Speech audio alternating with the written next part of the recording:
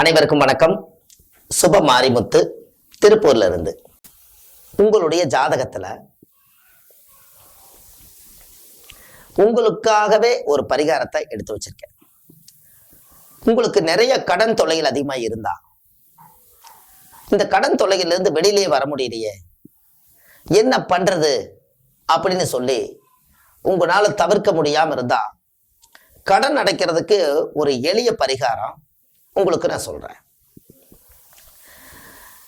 செவ்வாய்க்கிழமை அன்னைக்கு கடன் கொடுத்தால் உங்களுக்கு கடன் தீரும்.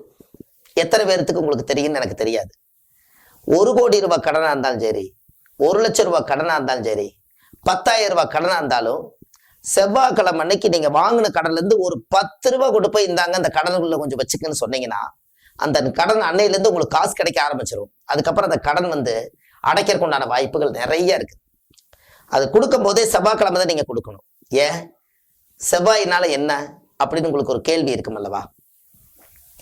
இதுல அந்த காலத்துல இந்த கடன் வட்டிக்கு கொடுக்குறவங்க பாத்தீங்கன்னா, அந்த காலத்துல உப்பு சட்டியில வச்சு கொடுப்பாங்க. ஒரு சில பேர் முன்னோர்கள் பாத்தீங்கன்னா காசை கொண்டு போய் உப்பு சட்டியில வச்சிருவாங்க. உப்பு என்ன மகாலட்சுமி, இந்த காசு போய் அதுல தங்கிரும்.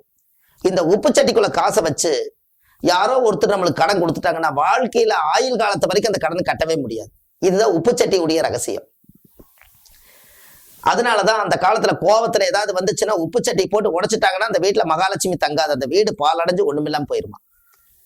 அப்ப எப்படியெல்லாம் அந்த சக்தியை அந்த காலத்துல வச்சுக்கிறாங்க. அந்த கடலோட உப்பு, கடல்ல விளையக்கூடிய உப்பு தன்னுடைய மண்ணு சட்டிக்குள்ள, மண்ணு சட்டிங்கிறது செவ்வாயோட ஆதிக்கம். மண்ணு யாரு?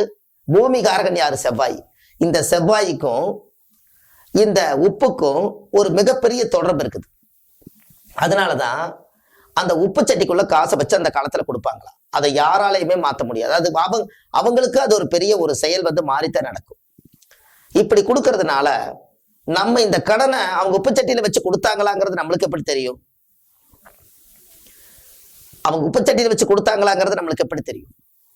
அதனால நீங்க கடன் வாங்க போறவங்களா இருந்தா, கடன் கொடுக்க போறவங்களா இருந்து, கடன் அவங்ககிட்ட வாங்கும் போது கையில செவ்வாய் தான் பூமிகாரகன்னு சொல்லிட்டேன், செவ்வாய் தான் நோய் கடனுக்குன்னு சொல்லிட்டேன். இந்த கையில ஸ்டார் மாதிரி ஒரு நட்சத்திரம் போட்டுக்கும். இந்த நட்சத்திரத்தை போட்டு இதுல சரவண பவ ஓம் அப்படின்னு போட்டு இந்த கையில வச்சு, இது உங்களுக்கு யாருக்கு சொல்லாதீங்க, இது அப்படியே எப்போ போல வச்சுக்கோங்க.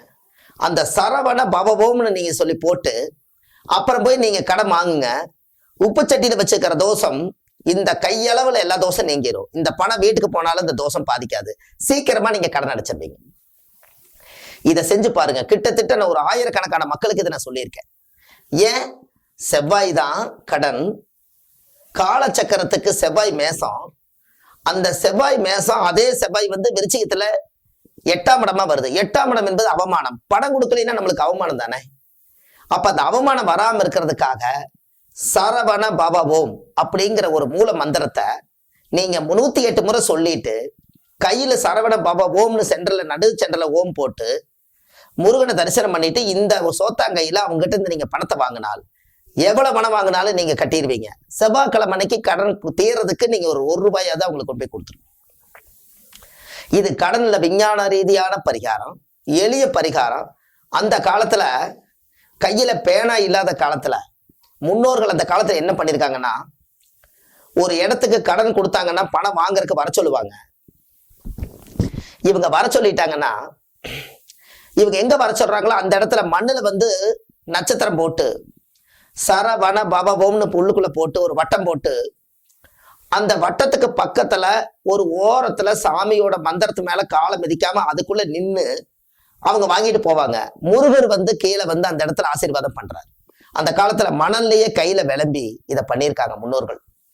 ஒரு சிலேட்ல எழுதியிருக்காங்க, ஒரு ஓட்டுல எழுதிட்டு போயிருக்காங்க அந்த காலத்துல. அதுக்கப்புறம் பட்டயத்துல எழுதியிருக்காங்க, அதுக்கப்புறம் அச்சரத்துல எழுதியிருக்காங்க. இன்னைக்கு வெள்ளியிலையும் தகுட்டுலையும் இன்னைக்கு எழுதுறோம், தங்கத்திலையும் கூட இன்னைக்கு எழுதுறோம். இந்த அளவுக்கு சரவண பவவோம் அப்படிங்கிற ஒரு மூல மந்திரம் இந்த உலகத்துல எவ்வளவு பெரிய மந்திரம் இன்னைக்கு ஜொலிக்குது. அதுக்கு ஒரே காரணம், அவங்களுக்கு கடன் இல்லாம இருக்குன்னு சொன்னா நீங்க இந்த மந்திரத்தை செவிச்சிட்டு நீங்க காசு வாங்குங்க, உங்களுக்கு அந்த பிரச்சனை கடன் அடியோட போயிடும்.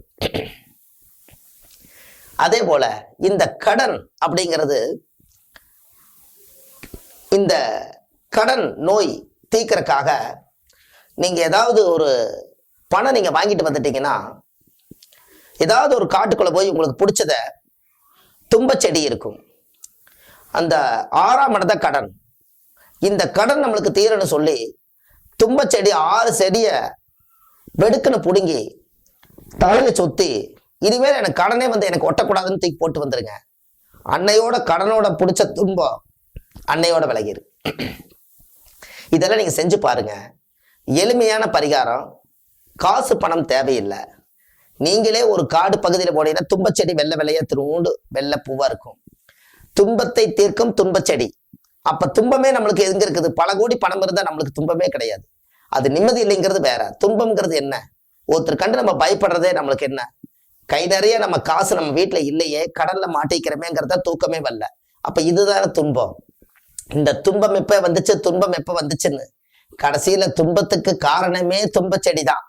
அதனால கடன் போய் நீங்க வாங்கும் போது தும்பச்செடியை பிடுங்கி தலையை சுத்தி போட்டுருங்க 6 செடியை. அதே போல கடன் நீங்க போய் கொடுக்கும் போதும், இனிமேல் உங்ககிட்ட கடனே வாங்கக்கூடாது, கடன் வர்ற அளவுக்கு என்னுடைய சூழ்நிலை வரக்கூடாதுன்னு தும்பச்செடி பிடுங்கி தலையை சுத்தி போட்டுருங்க. அன்னையோட உங்களுக்கு கடன் வரவே வராது. உழைச்சு சம்பாரிச்சு வாழ்க்கையில் நீங்க முன்னுக்கு வந்துருவீங்க. கடனுங்கிற வாசம் இந்த ஜென்மம் வரைக்கும் வராது. கண்டிப்பா இதை செஞ்சுட்டு வாங்க. அடுத்த பதிவில் உங்களை சந்திக்கிறேன். சுப மாரிமுத்து, திருப்பூர்ல இருந்து. நன்றி, வணக்கம்.